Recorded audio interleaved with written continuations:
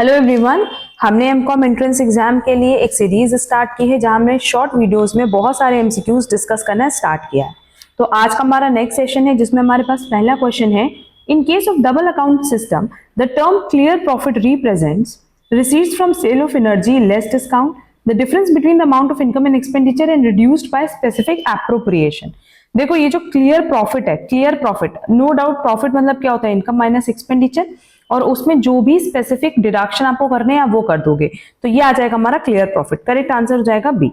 Next, a company purchased an asset for ₹10,000, after 5 years book value जो है asset की वो 5,000 रह गई। द यूज्ड एसेट वो sold in the market and it fetched ₹3,000। जो डेप्रिसिएशन चार्ज हुआ 5 साल में वो है 5,000। तो सम कॉस्ट एसेट की क्या होगी?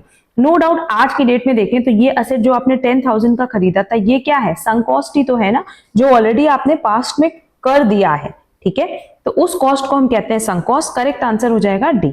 हमने कॉस्टिंग से रिलेटेड सारे रेलेवेंट पॉइंट्स की कौन से कॉस्ट का क्या मतलब है, टाइप्स ऑफ कॉस्ट क्या है, मीनिंग ऑफ कॉस्ट क्या है, इस पे भी डिटेल लेक्चर अपने चैनल पे अपलोड किया हुआ है।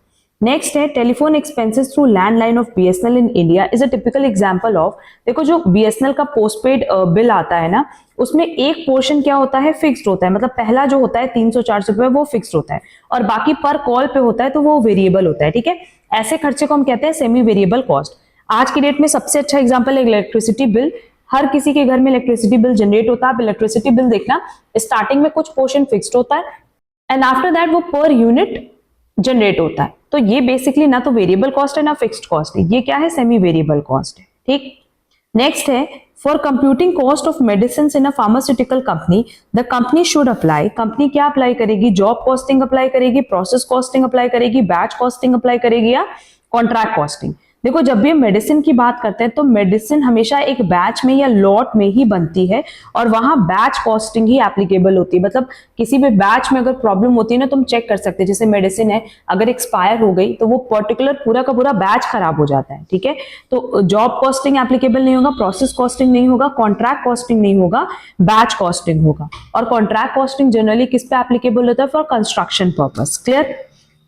ये सारे MCQs exam point of view से बहुत रेलेवेंट है, इनकी प्रैक्टिस अच्छे से कर लेना। किसी भी क्वेश्चन में कोई डाउट होगा तो कमेंट बॉक्स में कमेंट करके जरूर पूछना, और चैनल पे नए हो तो चैनल सब्सक्राइब जरूर कर देना। अब हम लोग मिलेंगे हमारी नेक्स्ट क्लास में। आज के लिए बस इतना। Thank you so much.